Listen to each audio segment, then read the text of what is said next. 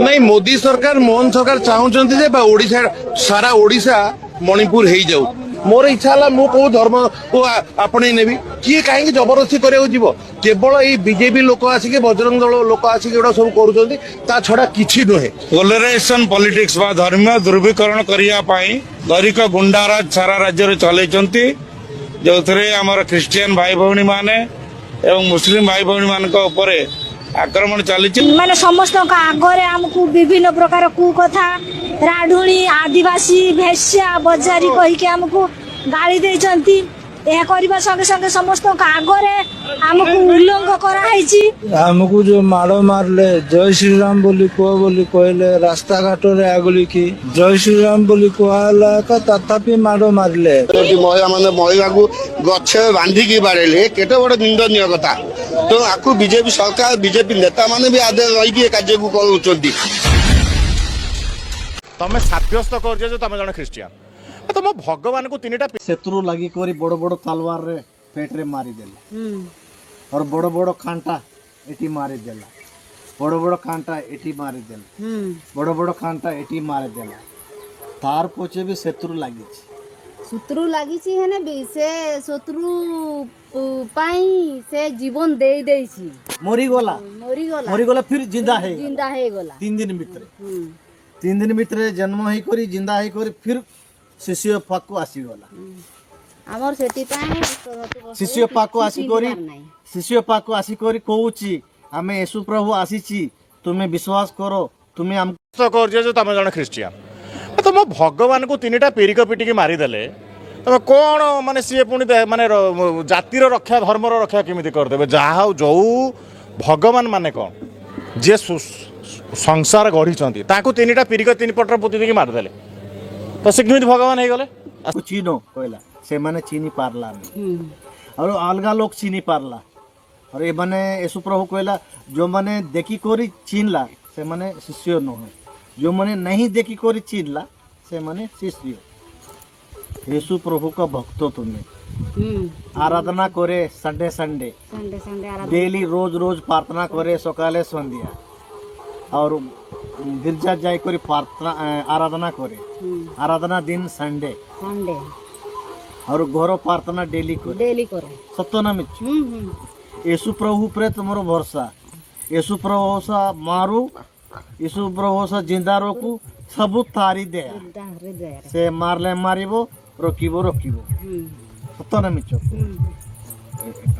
येशु प्रभु तुमर ऊपर सहायता अछि से पई एते दुख रे तुमे जेली कर बंचिछि एते कष्ट रे तुमे एते विपत रे मरी बंचिछि बाबू ता ऊपर विश्वास रिकॉर्डिंग करूछ ना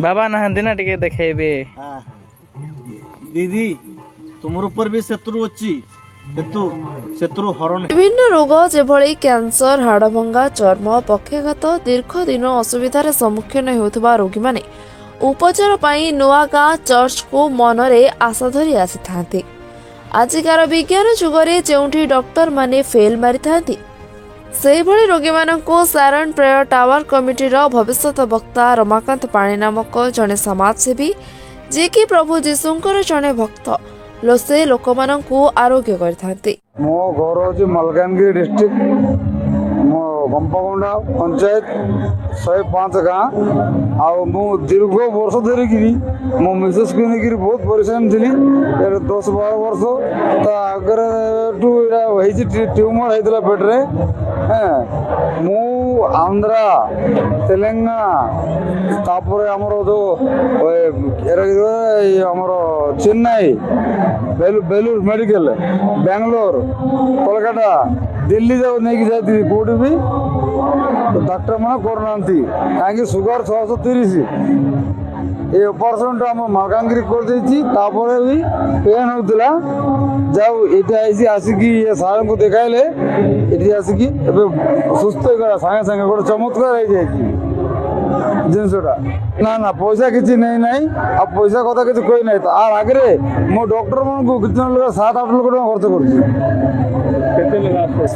स्वप्न देखी समस्त को प्रभु जीशुख्रीष्ट नाम पर आंतरिक नमस्कार ख्रीष्टर प्रिय भाई और भौणी मैंने 2023 मसीहा ମେ ମାସ 3 ତାରିଖରେ ମଣିପୁରରେ ଏକ ଭୟଙ୍କର ଦଙ୍ଗା ଆରମ୍ଭ ହୋଇଥିଲା, ଯେଉଁଟାକି କେବଳ ସାରା ଭାରତ ନୁହେଁ ସାରା ବିଶ୍ୱ ଜାଣେ ଯେ ସେଇଦିନ ଦଙ୍ଗା ଆରମ୍ଭ ହୋଇଥିଲା ଏବଂ ସେହି ଦଙ୍ଗାରେ ଅନେକ ଖ୍ରୀଷ୍ଟିଆନ ଭାଇ ଭଉଣୀମାନେ ସେମାନେ ନିଜର ପ୍ରାଣକୁ ହରାଇଥିଲେ ଆଉ ସେମାନେ ନିଜର ଜୀବନକୁ ଦେଇଥିଲେ ପ୍ରଭୁଙ୍କ ନିମନ୍ତେ। ଆଉ ବିରୋଧୀମାନେ ଅର୍ଥାତ୍ ଦଙ୍ଗାକାରୀମାନେ ଅନେକ ଘରକୁ ଜାଳିଦେଲେ, ଅନେକ ଚର୍ଚ୍ଚକୁ ଜାଳିଦେଲେ, ଅନେକ ଖ୍ରୀଷ୍ଟିଆନ ଭାଇ ଭଉଣୀମାନଙ୍କ ସହିତ ଅମାନବୀୟ ଆଚରଣ କଲେ। ତେବେ ପ୍ରିୟ ବନ୍ଧୁଗଣ, ଏଇଟା ଘଟିଥିଲା 2023 ମସିହା ମେ ମାସ 3 ତାରିଖ ଆରମ୍ଭ ହୋଇଥିଲା।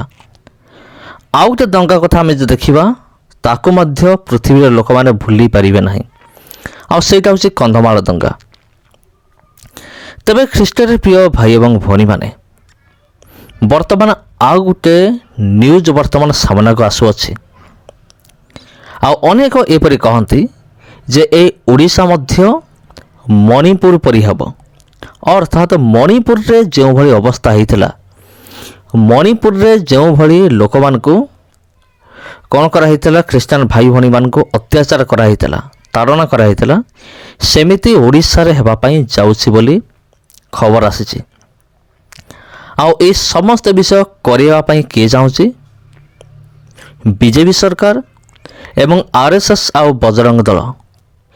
ଆଉ ଏହା ପଛରେ ଗୋଟେ ବହୁତ ବଡ଼ ଗୋଟେ ଷଡ଼ଯନ୍ତ୍ର ଚାଲିଛି। ତେବେ ପ୍ରିୟ ବନ୍ଧୁଗଣ, ବହୁତ ବଡ଼ ଷଡ଼ଯନ୍ତ୍ର ଚାଲିଛି। ଆଉ ସେମାନେ କେବଳ ସୁଯୋଗକୁ ଅପେକ୍ଷା କରିଛନ୍ତି, ସୁଯୋଗ ଅପେକ୍ଷା କରିଛନ୍ତି କେତେବେଳେ ଆମକୁ ସୁଯୋଗ ମିଳିବ, ଆମେମାନେ କ'ଣ କରିବୁ? ଦଙ୍ଗା କରିବୁ। ତେବେ ପ୍ରିୟ ବନ୍ଧୁଗଣ, ପୂର୍ବରୁ ଏମିତି କିଛି ନଥିଲା। ଆଉ କନ୍ଧମାଳ ଦଙ୍ଗା ପରଠାରୁ ସମସ୍ତେ ଶାନ୍ତି ଶୃଙ୍ଖଳାରେ ସମସ୍ତେ ରହୁଥିଲେ, ବାସ କରୁଥିଲେ, ମିଳିମିଶି ସମସ୍ତେ ଚଳୁଥିଲେ। କିନ୍ତୁ କିଛି ଅସାମାଜିକ ଲୋକମାନେ, ମୁଁ ଖୋଲାଖୋଲି ଭାବରେ କହିବି, ସନାତନୀ କର୍ମ ହିଁ ଧର୍ମ ଏ ଫିଲ୍ମ ତିଆରି କରିବା ପଛରେ, ଏ ଫିଲ୍ମ ହେବା ପଛରେ ଯେଉଁମାନଙ୍କର ହାତ ରହିଅଛି, ଆଉ ଯେଉଁଭଳି ଭାବରେ ଖ୍ରୀଷ୍ଟିଆନମାନଙ୍କୁ ଆକ୍ଷେପ କରି ଆଉ ଖ୍ରୀଷ୍ଟ ଧର୍ମକୁ ବା ପ୍ରଭୁ ଯୀଶୁଖ୍ରୀଷ୍ଟଙ୍କୁ ତାଙ୍କ ଲୋକମାନଙ୍କୁ ଆକ୍ଷେପ କରି ଏ ଫିଲ୍ମଟା ତିଆରି କରାଗଲା, ନିର୍ମାଣ କରାଗଲା, ତେବେ ଏହାର କୁପ୍ରଭାବ ଅନେକ ଜାଗାରେ ଦେଖିବା ପାଇଁ ମିଳିଲା। ସେଇଟା ଆପଣ ବି ଜାଣିଥିବେ। ଫିଲ୍ମ ତ ରିଲିଜ୍ ହୋଇନଥିଲା, ଆଉ କେବଳ ଟ୍ରେଲରଟା ରିଲିଜ୍ ହୋଇଥିଲା। କିନ୍ତୁ ସେ ଟ୍ରେଲରର ପ୍ରଭାବ ଏତେ ଥିଲା ଯେ ବିନା ଦୋଷରେ ଖ୍ରୀଷ୍ଟିଆନ ଭାଇ ଭଉଣୀମାନଙ୍କୁ ଅତ୍ୟାଚାର କରିବା ଆରମ୍ଭ କରିଦିଆଗଲା। ତେବେ ଏ ସମସ୍ତ ବିଷୟ ପଛରେ କେଉଁମାନଙ୍କର ହାତ ଅଛି? ଆଉ ଯେଉଁମାନେ ଚାହୁଁଛନ୍ତି ଯେ ଖ୍ରୀଷ୍ଟିଆନିଟିକୁ ବଦନାମ କରିବା ନିମନ୍ତେ, ଆଉ ଏମାନେ ସାଜିଛନ୍ତି ଧର୍ମ ରକ୍ଷକ। ତେବେ ଅନେକ ୟୁଟ୍ୟୁବର ମାନେ ସେମାନେ ଭିଡ଼ିଓ ତିଆରି କରିଥିଲେ ଯେ କ'ଣ ତୁମ ଭଗବାନ କ'ଣ ଧର୍ମ ରକ୍ଷା କରିପାରୁନାହାନ୍ତି, ଯେ ତୁମେ ଧର୍ମ ରକ୍ଷା କରୁଛ, ତାଙ୍କ କାମ ତୁମେ କରିଛ, ଭଗବାନ କାମ ହେଉଛି ଧର୍ମ ରକ୍ଷା କରିବା। ତେବେ ଅନେକ ଭିଡ଼ିଓ ତିଆରି କରିଥିଲେ। ତେବେ ପ୍ରିୟ ବନ୍ଧୁଗଣ, ବାସ୍ତବିକରେ ଏଇ ଯେଉଁ ଘଟଣା ଯଦି ହେବ, ମାନେ ଦଙ୍ଗା ଯଦି ଭବିଷ୍ୟତରେ ସୃଷ୍ଟି ହେବ, ତେବେ ମୁଁ ବି ପୂର୍ବ ଭିଡ଼ିଓରେ ମୁଁ କହିସାରିଛି, ଏଥିନିମନ୍ତେ ବିଶେଷ କରି 4 ଜଣ ଦାୟୀ ରହିବେ। କର୍ମ ହିଁ ଧର୍ମ ଯେଉଁ ସିନେମା ତିଆରି କରାଯାଉଛି, ନିର୍ଦ୍ଦେଶକ, ଲେଖକ, ଆକ୍ଟର ଆଉ ପ୍ରଡ୍ୟୁସର, ଏମାନେ 4 ଜଣ ଦାୟୀ ରହିବେ ବିଶେଷ କରି। ତେବେ ପ୍ରଶ୍ନ ଉଠୁଛି ଯେ ଓଡ଼ିଶା ମଣିପୁର ପରି ପରିସ୍ଥିତି ସୃଷ୍ଟି ହେବ କି? ଓଡ଼ିଶା ହେଇଯିବ କି ଦ୍ୱିତୀୟ ମଣିପୁର? ବର୍ତ୍ତମାନ ପ୍ରଶ୍ନବାଚୀ ସୃଷ୍ଟି ହୋଇଛି। ତେବେ ଆଉ ଜଣେ ଖ୍ରୀଷ୍ଟିଆନ ବିରୋଧୀ ବର୍ତ୍ତମାନ ସାମ୍ନାକୁ ଆସିଲେଣି। ଆଉ ସୋସିଆଲ ମିଡ଼ିଆରେ ତ ଯାହା କରୁଛନ୍ତି ସେଟା ଛାଡ଼ନ୍ତୁ, ମିଡ଼ିଆ ସାମ୍ନାରେ ଯୀଶୁଙ୍କ ବିରୁଦ୍ଧରେ ଆଉ ଖ୍ରୀଷ୍ଟିଆନମାନଙ୍କ ବିରୁଦ୍ଧରେ ଅନେକ କଥା ସେ କହୁଛନ୍ତି। ଯଦି ତୁମେ ଯୀଶୁଙ୍କ ବିରୁଦ୍ଧରେ କହିପାରିବ, ତେବେ ଆମେ ବି ତୁମ ଧର୍ମ ବିରୁଦ୍ଧରେ କହିପାରିବୁ। ଯଦି ତୁମେ କହିପାରୁଛ, ଆମେ ବି କହିବୁ। ଯଦି ତୁମର ଅଧିକାର ଅଛି ତେବେ ଆମର ବି ଅଧିକାର ଅଛି। ଯଦି ତୁମେ କହିବ ନାହିଁ ଆମେ ବି କହିବ ନାହିଁ। ତେବେ ତପି ମିଶ୍ର ଗୋଟେ ବିଷୟ ସେ କହିଥିଲେ ଯେ ପ୍ରଭୁ ଯୀଶୁଖ୍ରୀଷ୍ଟ 3ଟା କଣ୍ଟାରେ ମରିଗଲେ, ସେ କ'ଣ ତୁମକୁ ବଞ୍ଚାଇବେ? ସେଇ କ୍ଲୋଜ୍ କ୍ୱେଶ୍ଚିନ୍ ଏବେ ମୁଁ ସେମାନଙ୍କୁ କରିବା ପାଇଁ ଯାଉଅଛି, ଯେଉଁମାନେ କି ବିରୋଧ କରନ୍ତି ମାନେ ପ୍ରଭୁ ଯୀଶୁଖ୍ରୀଷ୍ଟଙ୍କୁ। ଆଉ ଏଇଭଳି ପ୍ରଶ୍ନ ସେମାନେ ମଧ୍ୟ କରନ୍ତି। ମୁଁ ସେମାନଙ୍କୁ ଏଇ ପ୍ରଶ୍ନ ମୁଁ ବି କରେ। ଗୋଟେ ପ୍ରଶ୍ନ କରିବି, ଯଦି ଯଦି ଶ୍ରୀକୃଷ୍ଣ ଯଦି ଭଗବାନ ତେବେ ଗୋଟେ କିଳାରେ କେମିତି ମଲେ? ଯୀଶୁ ତ 3ଟା କିଳାରେ ମରିଥିଲେ, କିନ୍ତୁ କୃଷ୍ଣ କାହିଁକି ଗୋଟେ କିଳାରେ ମଲେ? ରାମ କାହିଁକି ମଲେ? କେମିତି ମଲେ? ତେବେ ଧର୍ମ ବିଷୟରେ ଯଦି ଆମେମାନେ ଡିସ୍କସନ୍ କରିବା ବହୁତ କିଛି ବିଷୟ ବାହାରିବ। ତେଣୁ ସବୁଠୁ ଭଲ ବିଷୟ ହେବ କୌଣସି ଧର୍ମ ବିଷୟରେ ଆଲୋଚନା ନ କରିବା ସବୁଠାରୁ ଉତ୍ତମ ହେବ, ସବୁଠାରୁ ବେଷ୍ଟ ହେବ। ଆଉ କିଏ କାହାରି ଧର୍ମ ବିରୁଦ୍ଧରେ କହିବା ଉଚିତ ନୁହେଁ, ସେ ତପି ମିଶ୍ର ହେଉ କି ଯିଏ ବି ହେଉ। ତେବେ ପ୍ରିୟ ବନ୍ଧୁଗଣ ଖ୍ରୀଷ୍ଟରେ ପ୍ରିୟ ଭାଇ ଏବଂ ଭଉଣୀମାନେ, ତେବେ ଆପଣଙ୍କ ମନରେ କ'ଣ ଭାବନା ଆସୁଅଛି? ଆପଣ କ'ଣ ଭାବୁଛନ୍ତି? এই ଓଡ଼ିଶା ମଣିପୁର ସଦୃଶ ହେବ କି? ବର୍ତ୍ତମାନ ଗୋଟେ ପ୍ରଶ୍ନବାଚୀ ସୃଷ୍ଟି ହୋଇଛି।